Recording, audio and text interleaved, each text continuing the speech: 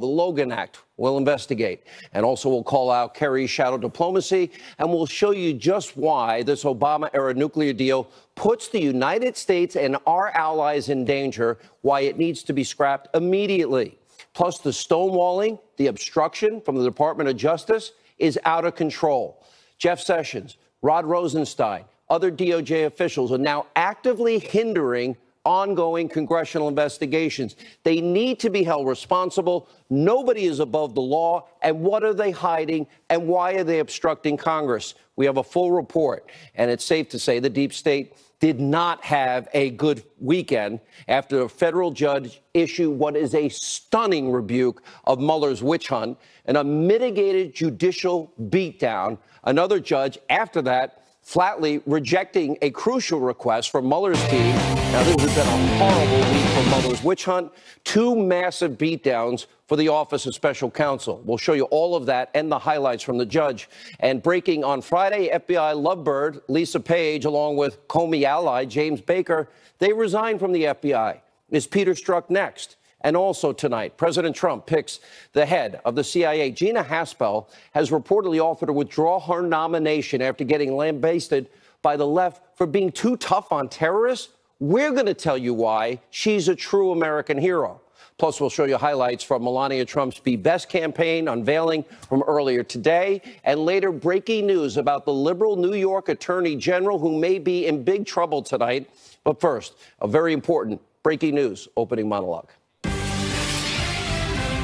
All right, tonight we start with what is shaping up to be a horrible bad 5 days for Robert Mueller and the Office of Special Counsel. This out-of-control witch hunt just suffered two massive major blows.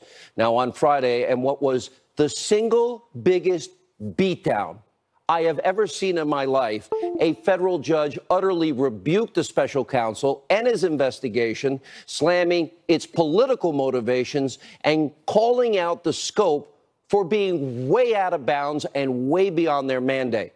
Now, the judge's name is T.S. Ellis III. He told a top Mueller prosecutor, listen to this, watch, you don't really care about Mr. Manafort's bank fraud. Well, the government does. What you really care about is what information Mr. Manafort can give you that would reflect on Mr. Trump or lead to his prosecution or his impeachment or whatever.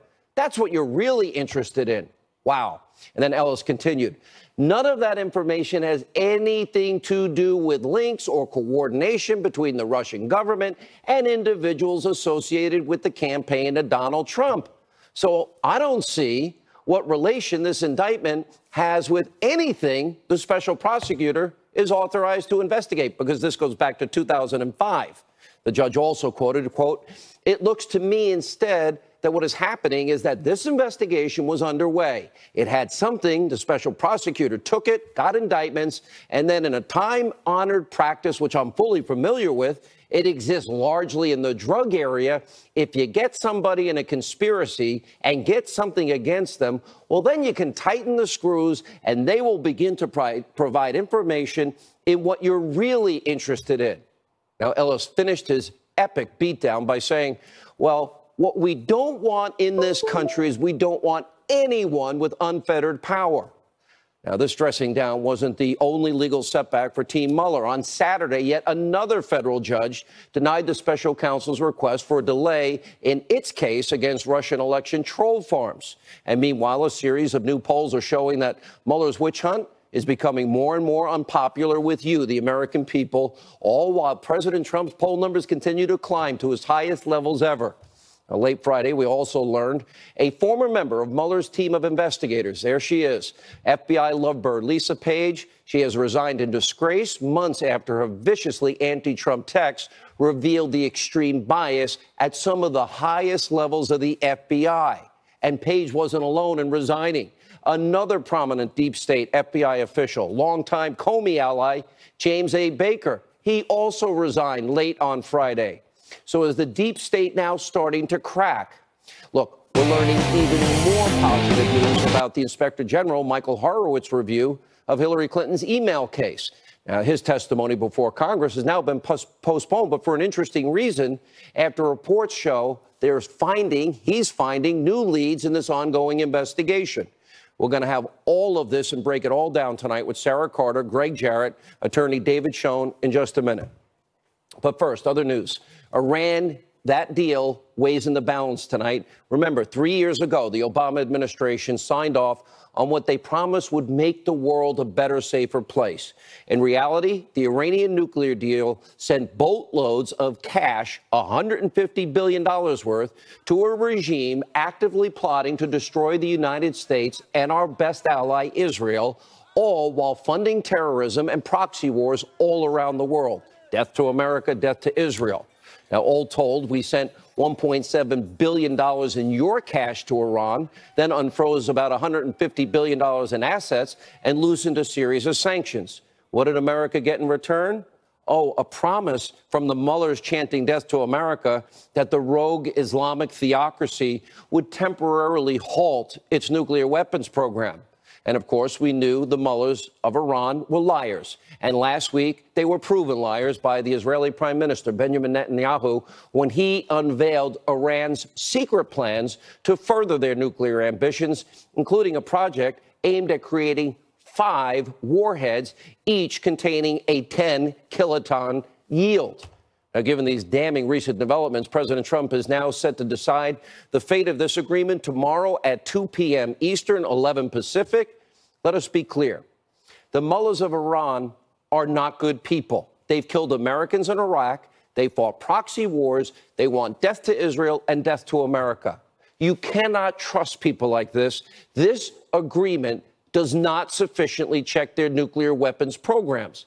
But none of that seems to matter to former Secretary of State John Kerry, because this deal was the shining jewel of his time in the Obama State Department. And he is reportedly pulling out all the stops to save this horrific deal, which puts the world in danger, including meeting with Iran's foreign minister, really, and other foreign officials from Germany and France and the EU who are involved in the agreement. This kind of shadow diplomacy, it undermines the United States on the world stage. It undermines our commander-in-chief, and it needs to stop. Now, the president tweeted this, quote, "The U.S. does not need John Kerry's possibly illegal shadow diplomacy on the very badly negotiated Iran deal. He was the one that created this mess in the first place." Kerry's spokesman responded in part, quote, "Secretary Kerry stays in touch with his former counterparts around the world, just like every previous Secretary of State." Of course, but this reveals yet what? Another standard in our two-tier justice system. Let me remind you, remember the former acting Attorney General, Sally Yates. She told Congress that General Michael Flynn was being investigated in part over Logan Act violations after he spoke with a Russian ambassador, his soon-to-be counterpart, during President Trump's transition. I repeat, during the transition, Flynn was preparing to take over as National Security Advisor. But there's no Logan Act violation for John Kerry? Okay, where are the agents in the FBI and the DOJ breaking down John Kerry's door? Another blatant example of a two-tier justice system, sadly, in this country today. Now, we will have full analysis of this incredibly flawed Iran deal and John Kerry's unauthorized actions. We'll ask the question tonight, did John Kerry violate the law?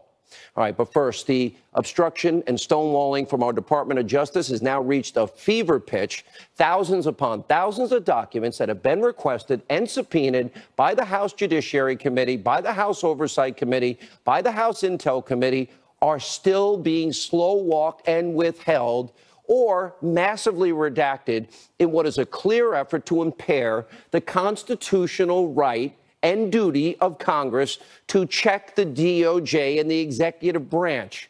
Now, the Intel Committee Chairman, Devin Nunes, who will join us in a second, he is now actively encouraging fellow lawmakers to hold the Attorney General, Jeff Sessions, in contempt of Congress. Earlier today, Sessions responded. Let's take a look. The Department of Justice has written him a letter and responded as appropriate to him. The request he's made is one that the intelligence communities and Department of Justice feels is not grantable. We've explained that we'd be willing to talk to him about it before, the details of which I couldn't discuss. Mr. Attorney General, I say this with all respect. Where is your urgency?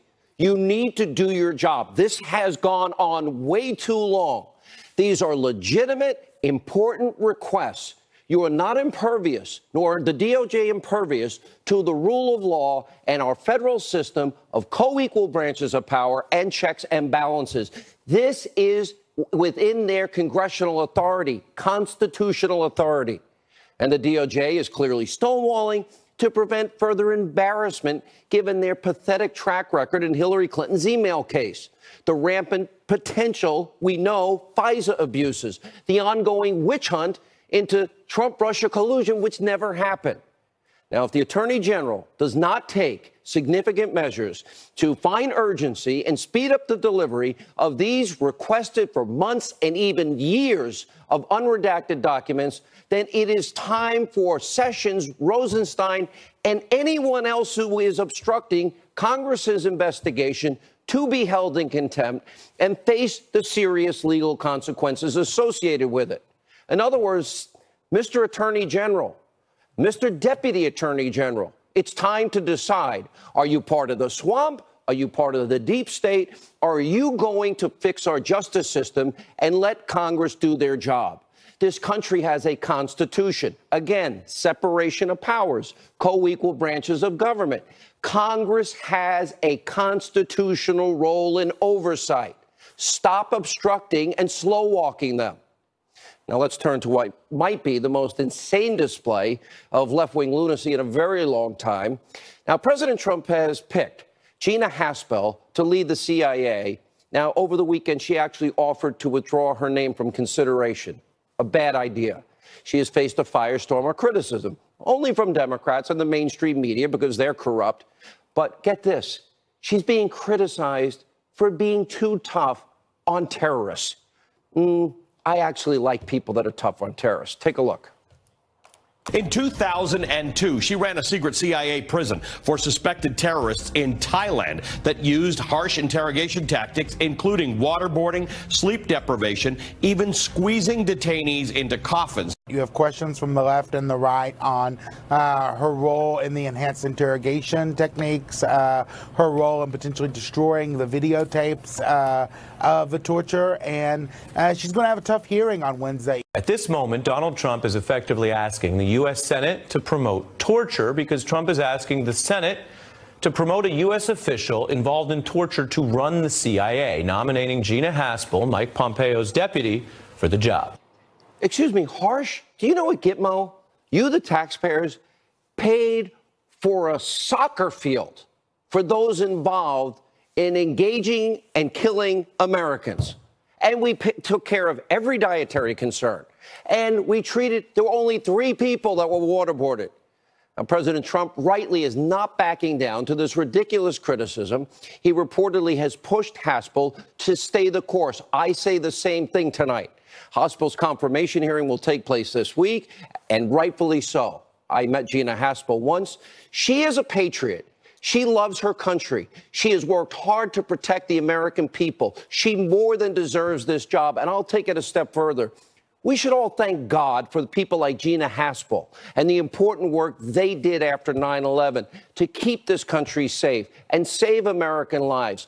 Only 3 people ever waterboarded. One of them, Khalid Sheikh Mohammed, another former high-ranking CIA official, remember Jose Rodriguez, on this very show said, no waterboarding, we wouldn't have found Osama bin Laden's courier, and we wouldn't have gotten bin Laden. Thank you, Gina Haspel, for being a hero. And finally tonight, some more good news from the Trump administration, this time from the First Lady. Amazing day today. Earlier, Melania Trump unveiled her brand new initiative. It's called Be Best. Now, the program focuses on America's children, the hard issues that they face on a daily basis. Now, the 3 pillars of the plan include physical, mental well-being, social media use, and ramifications for opioid abuse. Here's what the First Lady had to say earlier today. I feel strongly that as adults, we can and should be best at educating our children about the importance of a healthy and balanced life. So today, I'm very excited to announce Be Best, an awareness campaign dedicated to the most valuable and fragile among us, our children. It's amazing. Melania Trump, she speaks 5 languages. English is her 5th language. An amazing initiative, and she deserves a lot of credit.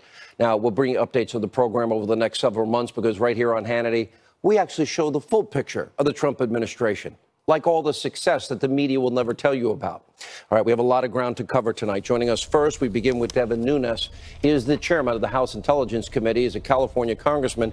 Congressman, you say that you will move to hold the Attorney General of the United States in contempt of Congress. Explain how they have been slow walking, using redactions in the name of national security that turn out not to be true, and how they have been unwilling to answer Congress's subpoena, and how that is the constitutional role of Congress. Well, thanks, Sean. First of all, you don't have enough time left on your show in order for me to get to all of the stonewalling that DOJ and FBI have done throughout our investigation. Let's just maybe pick a few at the top. Just last week, after 6 weeks, we discovered that for the first time, the American people now know that James Comey testified before Congress that he was not, that the FBI agents that interviewed Flynn didn't think he was lying. It took us 6 weeks for the FBI and DOJ to get rid of those redactions. That was finally released late on a Friday night.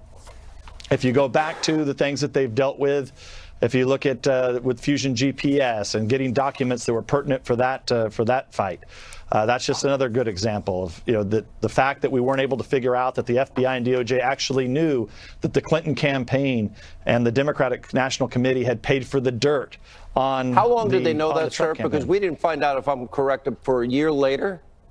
Well, look, we believe that they knew it. They knew it basically from the very beginning. Wait, that would mean they knew that Clinton paid for it when they made the FISA application, and they never verified the Clinton dossier by a foreign agent citing unverified Russian sources. They knew all of this. Did they lie to a FISA judge? Well, they know things. Here's the funny thing: is that they know things. They know things that aren't true. Like the fact that James Comey testified and even said on Brett Baer's show that Republicans had started the dossier. So that wasn't true. Now, what is true is that the Democratic committee and the Hillary Clinton campaign paid for the dirt. But of course, Mr. Comey didn't tell that to Congress. So now, he lied. Because Christopher Steele was not brought in. I saw that interview. He was not brought in until Hillary started paying that bill, correct? Well, we don't know. He had been I think he had been a source before, or he had been affiliated. But the bottom line is that at about the same time, the FBI started getting information. At the same time, the DNC was paying Mr. Steele. So we know that much. So now we get to, so let's get to where we're at today. We sent a letter 2 weeks ago to the Department of Justice, a classified letter. They ignored that letter. We had to then issue a subpoena last week. We issued a subpoena. Then finally on Thursday, they got back to us and said they weren't going to comply with the subpoena. Now, over the course of the last few days, they continue to leak ridiculous stories, leak stories of classified meetings that occurred at the White House. That, quite frankly, some of us weren't even aware of these meetings, but they're coming to us with accusations that clearly had to have been leaked by the Department of Justice and the FBI. How soon will you hold Jeff Sessions in contempt? Look, as far as, so I want to talk to Mr. Sessions. So Attorney General Sessions said today that he wants to discuss things. That's good. I want to talk to him. I actually don't believe that Mr. Sessions saw my letter. I really don't. I don't think the Attorney General saw it. So then we had to move to the subpoena, which I'm sure he found out about that. But, at the end of the day, he's in charge there. I think there's enough information now that the attorney that's out there now between what you saw in the court that you had in your monologue on Friday. Wow. I think the Attorney General should, at some point, the recusal gets ridiculous. I am befuddled and bewildered. Look, for example, there's a great piece by Andrew McCarthy. Why all the secrecy?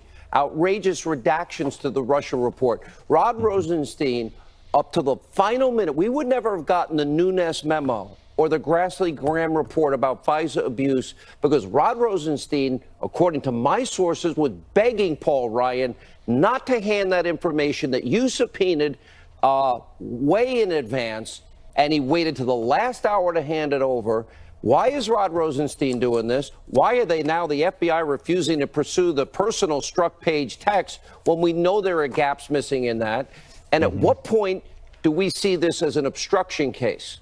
Well, I agree with you that they should just stop digging. I don't know what's going on in their minds. I mean, there's enough information out there now. They should know that what's occurred here now was inappropriate. They know that they can't investigate themselves.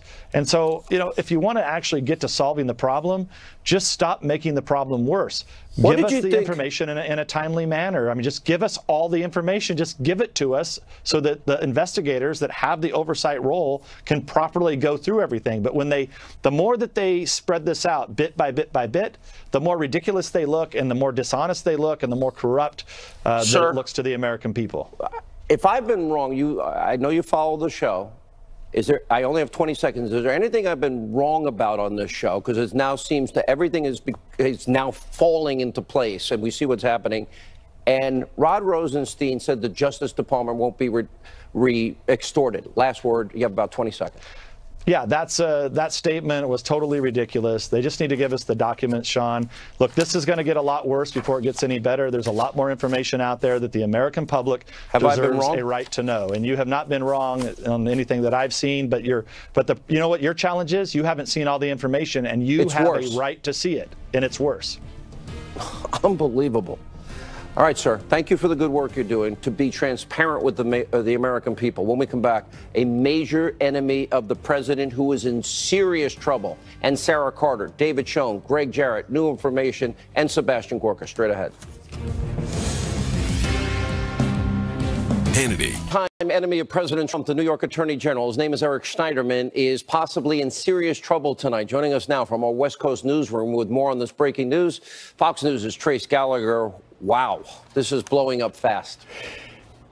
It is indeed, Sean. Of the 4 women now accusing New York Attorney General Eric Schneiderman of sexual misconduct, 2 have publicly identified themselves, 2 have not. But they all paint a similar portrait of a man who they claim drinks heavily and engages in physical and mental abuse. One of the women describes being in Schneiderman's Upper West Side apartment in Manhattan following a night out, saying he backed her up to the bed and, quote, all of a sudden he just slapped me, open-handed and with great force across the face, landing the blow directly onto my ear. Schneiderman has now responded, quoting again, in the privacy of intimate relationships, I have engaged in role-playing and other consensual sexual activity. I have not assaulted anyone. But all of the accusers deny any role-playing or games. A Sri Lankan woman says the Attorney General called her his, quote, brown slave and wanted her to call him master. Schneiderman's ex-wife, Jennifer Cunningham, says the allegations are completely inconsistent with the man she knows. But it's worth noting that in 2013, Donald Trump tweeted, quoting again, Weiner is gone, Spitzer is gone, next will be lightweight AG Eric Schneiderman. Is he a crook? Wait and see. Worse than Spitzer or Weiner. And last year, when Schneiderman sued the Weinstein Company for not protecting employees from the alleged abuse of Harvey Weinstein, Schneiderman made it clear that intimidation and threats of violence would not be tolerated. Now, New York Democratic Governor Andrew Cuomo is calling for Schneiderman to resign. Sean. All right, Trace Gallagher in our L.A. bureau tonight, joining us now with more reaction to my opening monologue. Fox News contributor Sarah Carter, civil rights criminal defense attorney David Schoen, the author of the upcoming book. I love this book. I've seen a lot of it. The Russian hoax, the illicit scheme to clear Hillary Clinton and frame Donald Trump. Fox News legal analyst Greg Jarrett. I love the title of that book. Thank you. Okay. Wow. Cuomo wants this attorney general out. Donald Trump tweeted that in 2013. Weiner, Spitzer, Schneiderman. He must have known something, and maybe it was something else and not this. But, you know, Schneiderman's excuse seems to be that this was just rough sex, and I never crossed the line into assault. Well, that doesn't seem to be what these accusers are now saying. Schneiderman's finished. He just doesn't know it yet. I'm looking at the cover, the headline on Drudge. I've got so much ground to cover tonight. Let me go to the contempt issue that we just spoke with Devin Nunes about. David Schoen, let's get your take on that. Well, it's the government working for Congressman Nunes to go forward with this. Look, we risk a constitutional crisis here, but not the kind of constitutional crisis Senator Schumer and others have talked about. When we have a rogue special prosecutor run amok, when we have a Justice Department not responding to legitimate concerns from the Article 1 body, Congress, we risk a constitutional crisis. There must be cooperation, and I'm sorry if it has to come to contempt. I think we maybe need to look to changing people in positions. Either they do their job now. This has gone on for well over a year. This is when Jason Chaffetz, who will join us later, he was asking for this information. Sarah, I have read all 50 pages of what happened in the Manafort case. Well, now 4 times. I've read it all 4 times. I showed our audience just the highlights.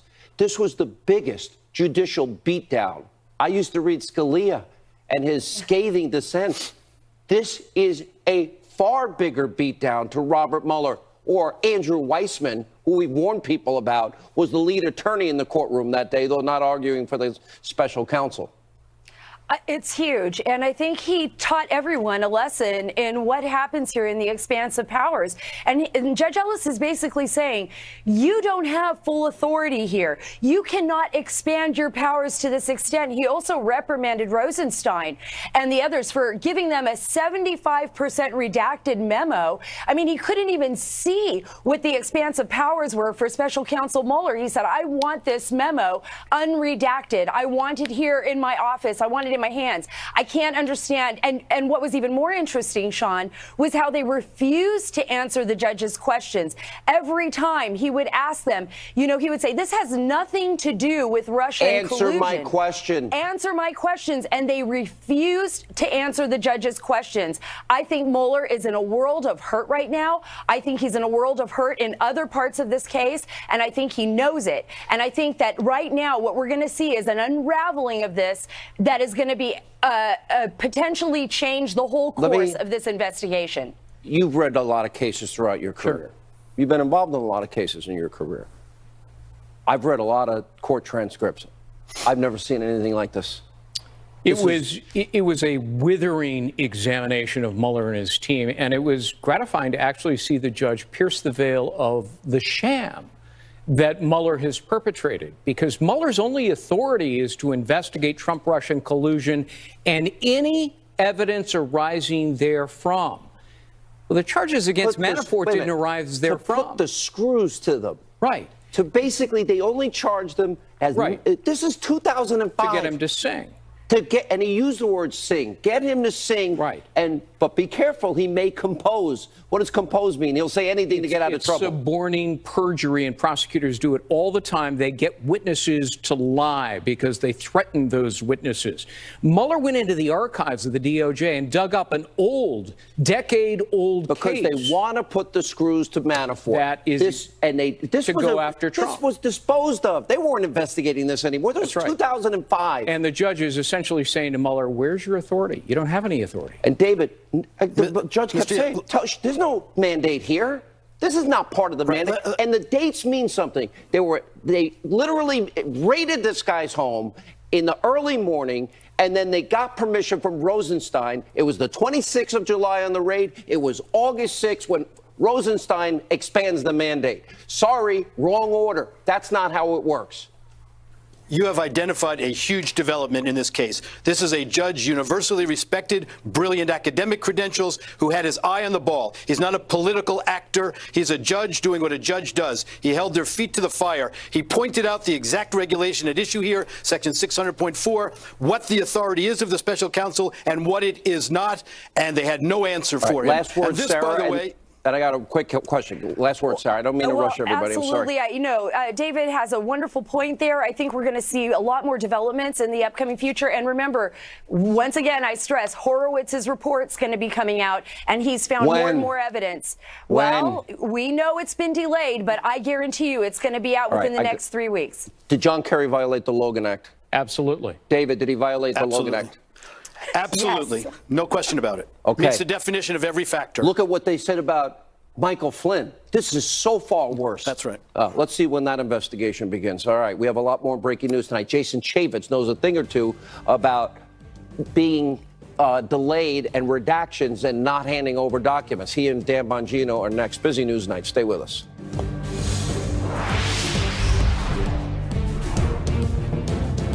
The ADT yard sign stands watch over your. Joining us now, Fox News contributor Jason Chaffetz and NRA TV contributor, former Secret Service agent Dan Bongino.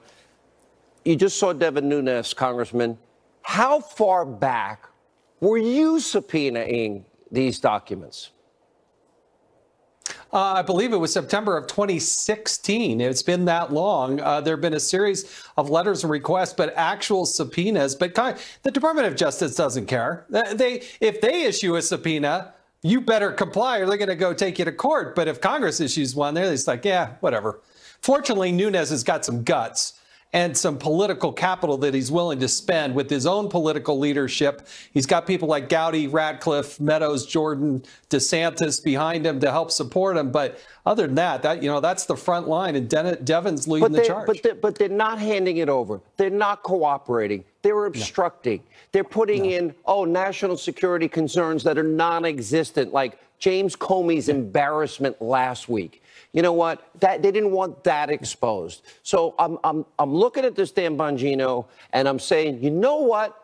The American people have a right to know. Congress has constitutional authority. I'll quote the judge in the Manafort case. Nobody wants any one branch of government to have unfettered power. You know, people like Devin Nunes are doing their job, but they're not letting them do their job. What is the Attorney General doing? And if he won't do his job, he needs to go. You know, Sean, sadly, there are elements within the DOJ that are running right now their own personal star chamber. It seems to be a rogue operation. I don't think they understand that they're not running an independent agency. Let me give you just a quick example. It's now clear that the unredacted redactions about the Flynn interview, where Comey had acknowledged, by the way, against what he said in other interviews, that Flynn wasn't being dishonest, that was strictly a cosmetic redaction meant to not embarrass the DOJ. It had nothing to do with, as we'd say in the government, operational security or OPSEC. It had everything to do with CYA. Cover your caboose. That's all it was. This was not OPSEC. It's nonsense. It's all nonsense. I have here these 50 pages. Whoops, let me see if I can get it in. This is the 50 pages. I've read it 4 times. Congressman Nunes, this is the biggest freaking judicial beatdown. If I'm Robert Mueller, I am humiliated over what this judge rightly analyzed here. They're putting the screws to Manafort. They went back to 2005 to do it. It has nothing to do with Russia but the Ukraine. And they're doing it to make Manafort sing or compose, which means suborn perjury and make up a story to get out of trouble. What's happened to the country, Congressman? Look, thank goodness for Judge Ellis, who's putting it in place. And we'll see. The end of next week, they got to come up with this scope memo. And I love that the judge just said, look, you don't get to make that decision. You don't get to redact things. I'm the judge. I get to make these redactions. He was appointed by President Reagan. He's a tough judge. We hope he holds the line. But as it comes to, I liked Senator Sessions. But Attorney General Sessions, he's there in name only. He's absolutely worthless. It is a rudderless Department of Justice. And isn't it until Rod that change Rosenstein happens, that is the we're going to have this problem. Isn't he conflicted as it relates to he said fire Comey? Isn't he the one that signed one of the FISA renewal applications? Isn't he, by the way, the judge on Friday said, oh, isn't he recused? He didn't say that by accident. Dan Bongino. Sean, Rosenstein not only signed one of the FISA warrants against supposed super spy Carter Page, who manages to go out on cable every night and talk about whatever he wants, he was also the United States attorney on the Uranium One precursor case. Sean, this is the most conflicted investigative team I've seen in my life. There are 2 investigators on the Mueller team, lawyers, that represented people involved with the Clinton Foundation and the Clinton scandal. What about the IG report? Trump? I got to ask you, Congressman Chaffetz. All right, I heard it was coming in April. I heard it was coming in May. I heard it was coming yesterday. Okay, I know he's got new evidence. When are we getting this report? How long does it take to investigate the Clinton email investigation? Because then he's got to move on to the FISA abuse investigation and corruption there. Yeah, fortunately, he's got 450 people working with him, so they can walk and chew gum as well. They're in the final stages. I believe they're getting the security clearances. You have to have it cleared by the intelligence community. Then you're going to bump into Memorial Day, but I really think that first week back after Memorial Day, you're going to see that congressional hearing. It'll be before the Oversight Committee with Trey Gowdy as the chairman. The American people, we have been right. Congressman Nunes, have I been wrong on my analysis in this? And has the media been wrong about Trump-Russia collusion? No, Nunes has been spot on. Spot on. You're laying it out every night. Yeah. Dan, do you agree? Yeah, Sean, I think you've been right. I think the real scandal, though, is going to be the intelligence back channel through the bureaucracy, not through the intel community, to try to take down Trump. It's try to take down and sabotage Trump and literally cover and rig an investigation for Hillary in the United States. And FISA abuse and spying on Americans and lying to FISA court judges. We better not become Venezuela. That's how serious this all is becoming. All right, still to come tonight. The president has a big decision. He'll announce it tomorrow on the Iranian nuclear deal. Ed Henry has the latest out of Washington.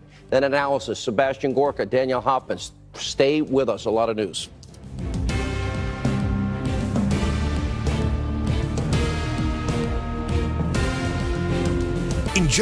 This is a Fox News alert. Longtime Donald Trump nemesis, the New York Attorney General Eric Schneiderman, has just resigned from office over multiple allegations of serious sexual abuse. We'll have more on this in a moment. But first, with more on the president's upcoming decision. Big day tomorrow, 2 p.m. Eastern, 11 Pacific. Ed Henry, the Iranian deal is up. If I had to bet, I'd say it's over. That's right, Sean. At least that's the way the president appears to be leaning. Remember, as a candidate, he called this deal a disaster, negotiated by then-President Barack Obama, and vowed that if he was elected, he would rip up the Iran nuclear deal. What some people are speculating about tonight is the possibility that maybe the president throws a bone to our European allies by having either a caveat that says they have, say, a 30-day window to try to negotiate a tougher deal, or at least something that exempts European allies like France and Germany from some of the tough new sanctions it looks like the president is about to institute on Iran. All of this, of course, coming just days after the Israeli Prime Minister Benjamin Netanyahu had put out some new intelligence about Iran's nuclear ambitions. And by the way, there are new reports out of Israel today suggesting Iran is planning to further destabilize the Mideast by planning to attack Israel as retaliation for their strikes on Syria in April, which killed 7 Iranian military advisors. That may help explain why the Iranian president, you could see him there, was so aggressive this weekend in trying to save the nuclear deal. He wants the status quo in place. Today, the British Foreign Secretary Boris Johnson was in Washington following on trips from French and German leaders who, as you know, were at the White House recently. He met with Vice President Mike Pence as well as the National Security Advisor John Bolton, trying to lobby with the idea of what I mentioned, maybe a window here, a caveat, so the European allies can try to negotiate a tougher deal that could keep the president in. But Rudy Giuliani took some time out this weekend from serving as the president's lead attorney on the Russia probe to attend a conference here in Washington on the Iranian issue. And he suggested the president is about to take a hard line. We've got a president who's tough, a president who doesn't listen to the people who are naysayers, and a president that is as committed to regime change as we are. Meanwhile, Republicans on the Hill are signaling tonight they may have the votes to get confirmation for Gina Haspel as the next CIA director. She still has to get through a confirmation hearing as early as Wednesday. Administration officials had quietly gone over to CIA headquarters on Friday to talk her out of pulling out. She was concerned about Democratic attacks about her support previously for harsh interrogation techniques. Bottom line is there are a lot of people here at the White House who hope that Democrats try to block this nomination in the idea that she's been too tough on terrorists. They want to run on that in the midterm, Sean. All right, Ed Henry at the White House tonight. And joining us now, Fox News national security strategist Sebastian Gorka, retired CIA senior intelligence officer, Sonoran Policy Group, Vice President Daniel Hoffman. Number one, Gina Haspel is an American hero. And those that have smeared and slandered her, we don't get the Courier without KSM being waterboarded, and we don't get bin Laden. So this slander has to stop. She would be a great CIA director, Mr. Hoffman. I couldn't agree more. I served with Gina for many years. I think very highly of her. She's got a tremendously high level of intellectual honesty and integrity and dedication to our mission. The people at the agency think the world of her. She's had all the experience. And listen, for the past 15 months, she's been deputy director. That's a tremendous audition for this administration. They know what they're getting. We do, too. She's the right choice. And I just hope that the Congress does the right thing and confirms her. Dr. Gorka, I know Ed Henry just reported that maybe the president wants to throw a bone to our allies. The one thing people don't seem to understand about President Trump, he keeps his promises. He keeps them all. I expect, I don't have a crystal ball. I have no insight. My guess, he pulls us out of that horrific deal. And John Kerry's conduct has been despicable and disgusting. And we had 2 lawyers tonight say he violated the Logan Act. Yeah, this is, I know it's shocking for most people that this is a politician who keeps his promises, but that is Donald Trump. He's wanted to kill the Iran deal for 2 years now. I expect there's not going to be any pulled punches tomorrow. We've had basically 8 years under Obama of what? Treating our enemies like Iran as friends. Bribery of dictators and mullahs. Sean, it was very easy. For 8 years, our enemies were treated as friends, like Iran, given boatloads of cash, and our friends, like Israel, were treated as enemies. That has all stopped.